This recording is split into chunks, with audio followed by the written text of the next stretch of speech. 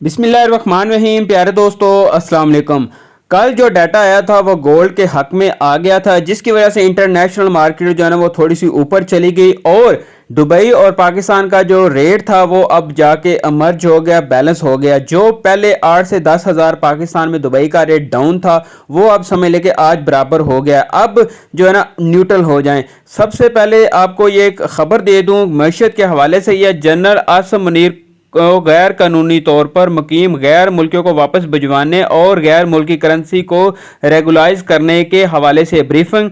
गैर कानूनी कार्रवाइयों की वजह से मईशत को नुकसान पहुंच रहा है। सिक्योरिटी इदारे ऐसे मनफी इक़दामात के खिलाफ कार्रवाई जारी रखेंगे। तो ये कल एक मीटिंग हुई थी, उसका मैंने अखबार आपको बताया है कि अभी तक जो सिलसिला है ना वो डॉलर पर क्रैकडाउन का वो अभी जारी है। और कल 282.69 पर क्लोजिंग हुई थी इंटरबैंक की और ओपन मार्केट का रेट 279 ये रावी एक्सचेंज वालों का है। और इसके अलावा जो हमारे पास आज लेटेस्ट रेट आया है उसके मुताबिक $279 है, पाउंड 339 है, दिरहम 76 है, रियाल 74 है, यूरो 293 है।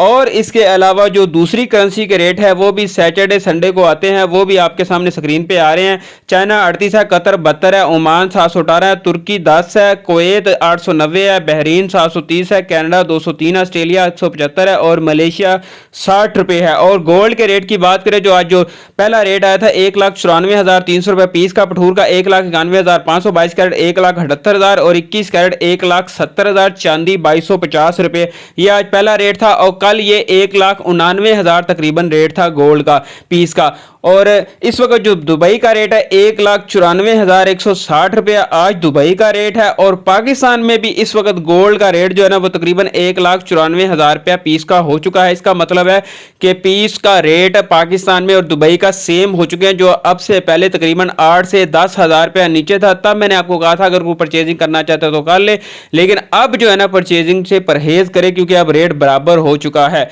ये इस वक्त का लेटेस्ट रेट है 4 बजे का 1,94,200 रुपया पीस का और पठूर का 1,91,300 रुपया। और ये बाकी क्वेटा बलूचिस्तान ये पिंडी का रेट है 1,92,500 रुपया पठूर का। और ये पेशावर सिटी का रेट है 2,25,000 रुपया 12.150 के हिसाब से और पीस का 1,95,000।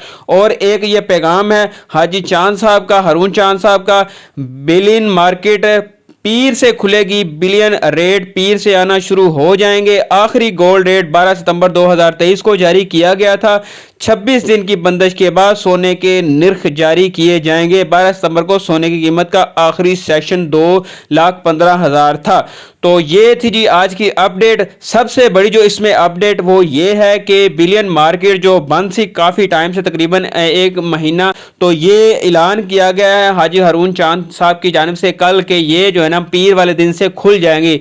अब देखते हैं पीर वाले दिन से खुलती है या नहीं खुलती, लेकिन इनका पैगाम मैं आपको दे देता हूं। और बाकी अपनी मेरी राय थी जो मैंने आपको बता दिया कि दुबई के रेट के बराबर अब गोल्ड का रेट हो चुका है। आज जो है ना परचेजिंग जो है ना मेरे हिसाब से नहीं बनती। और मंडे को आप देखिए कि डॉलर किस करवट लेता है, ऊपर की तरफ गया तो फिर परचेजिंग कर रहे, अगर डाउन होता है तो फिर मजीद रेट डाउन हो सकता है कल, क्योंकि इस वक्त तो रेट जो देख ले 85 से 1,91-92 तक आ चुका है, तो 3-4 हज़ार रेट बड़ा है।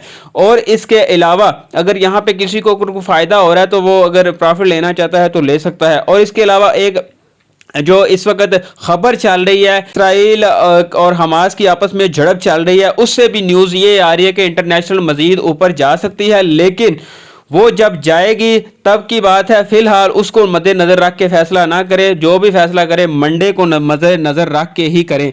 ये थी आज की मेरी गुफ्तगू। और अब आपको मैं हाजी हारून चांद साहब की जो वॉइस है वो आप सुनाता है मेरी तरफ से। अल्लाह हाफिज़। बिस्मिल्लाहिर्रहमानिर्रहीम। मैं हाजी हारून रशीद चांद, मैं अपने तमाम चांद ग्रुप के मेंबरों से कहूँगा कि अगर मेरी बात अच्छी लगे तो तमाम ग्रुपों में ये वॉइस चलाएं, क्योंकि जो सूरत हाल 1 महीने से चल रही थी और इसको फेस हमने किया और अला कानून नाफिज करने वाले इदारे से रब्ते किए, सब कुछ किए। रिकगनाइज बॉडी भी होते हुए इन्होंने हमें कोई साथ नहीं दिया, कोई आने को तैयार नहीं था।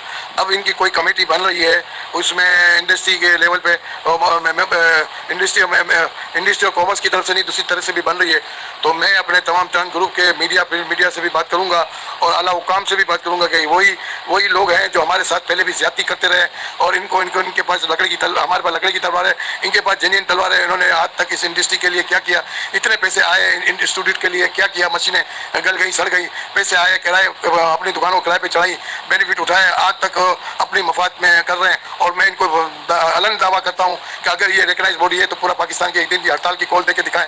मैं पूरे पाकिस्तान की हड़ताल की कॉल देके दिखाता हूँ, मैं इंशाल्लाह साबित कर दूंगा पूरा पाकिस्तान बंद होगा। अगर ये जेबू से स्ट्रीट भी बंद करके दिखा दे तो मैं ये नौकरी छोड़ दूंगा। मुझे बड़ा अफसोस हुआ है कि ये हमेशा यही काम करते हैं कि स्ट्रेन हम बनाते हैं, भागदौड़ हम करते हैं, मौका लगते हैं तो ये पतली गली में घुस के और इस तरह करते हैं। तो मैं कानून नाफिज करने विदार है और मैं तो डायरेक्ट जाऊंगा, बात भी करूंगा और ऐलान बात भी करूंगा कि इन्होंने इंडस्ट्री के साथ क्या कुछ नहीं किया।